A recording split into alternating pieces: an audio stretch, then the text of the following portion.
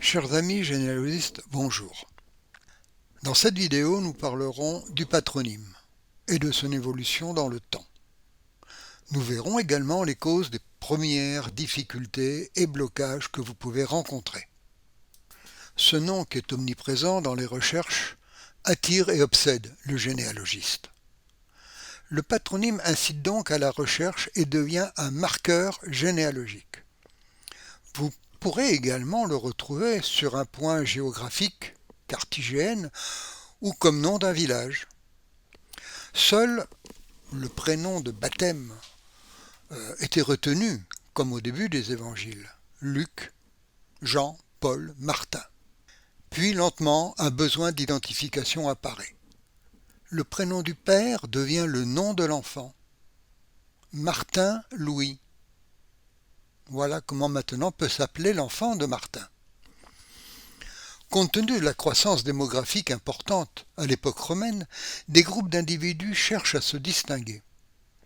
Par un nom évoquant des professions, comme charpentier, meunier, batelier, vigneron, maçon. Par des caractéristiques physiques de l'individu, le ventru, le roux, le grand, petit. On trouve aussi des noms proches de lieux géographiques ou d'origine étrangère, comme l'anglais, l'espagnol, le normand, ou encore comme pommier, sapin, renard, l'oiseau, merle. On trouve aussi des surnoms qualifiant l'individu avec une connotation humoristique, souvent de mauvais goût, comme le bouc, le ventru, binette, mais aussi le borgne, le bossu ou pied-beau. Attention, en fonction des changements de situation, le nom pouvait évoluer et donc changer de forme.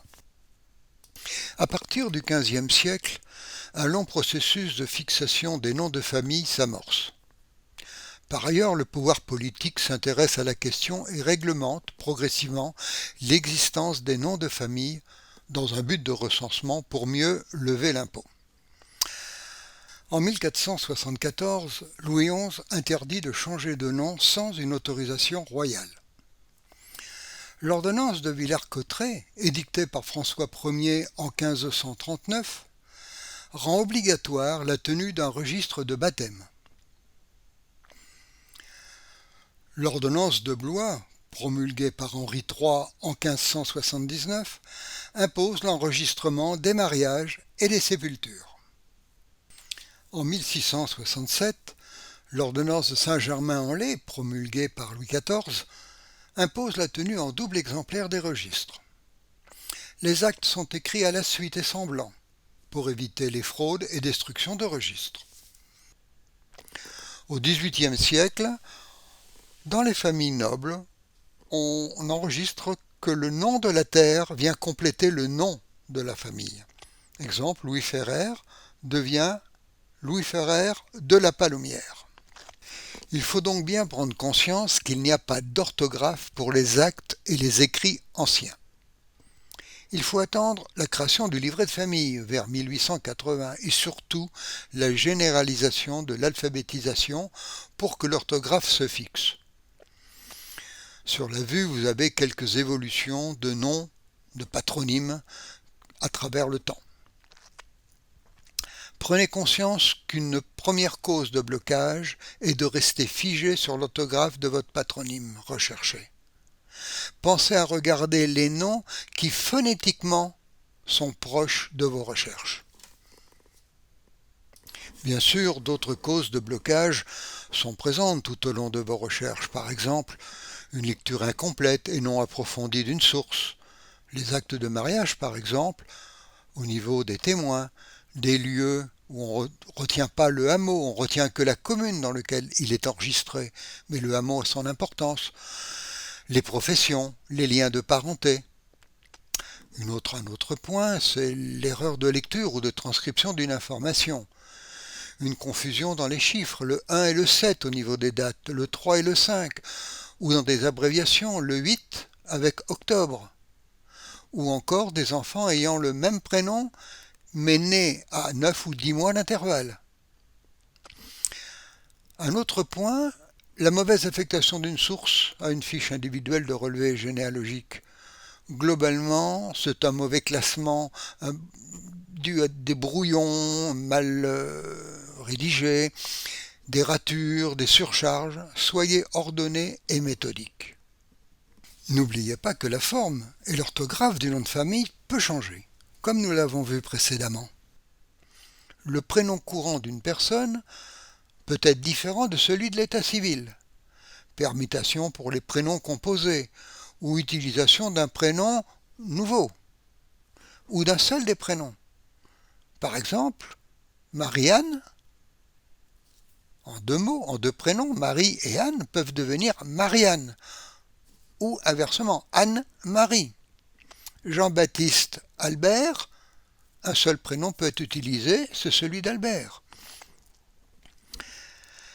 Également des erreurs de rédaction sur l'acte, date, âge, changement de nom de commune peuvent apparaître.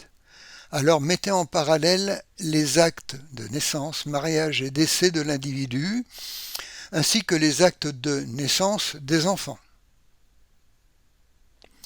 Une recherche d'actes sans connaître la date exacte peut conduire à attribuer cette source à un homonyme, même nom et ou même prénom. C'est l'erreur d'homonymie qui est la plus courante chez le généalogiste.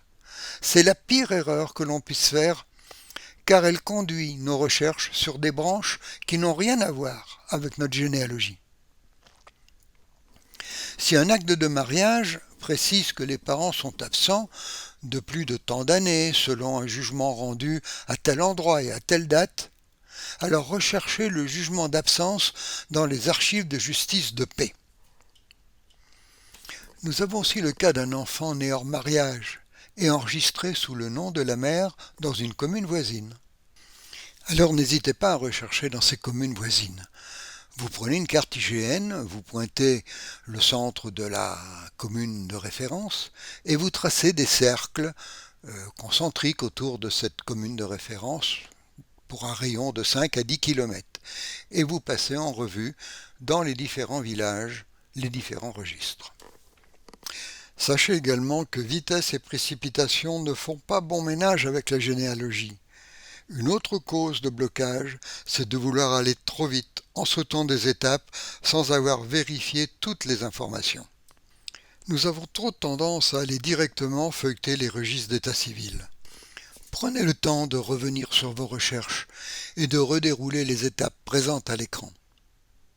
Reprenez aussi vos notes, relisez les actes plusieurs fois et à des moments différents. Vous y découvrirez des points nouveaux qui vous ont échappé ou qui pourront débloquer certaines situations tout en ouvrant d'autres pistes de recherche. Nous avons terminé cette approche sur le patronyme et les premières causes de blocage. Au revoir et à bientôt pour la prochaine vidéo.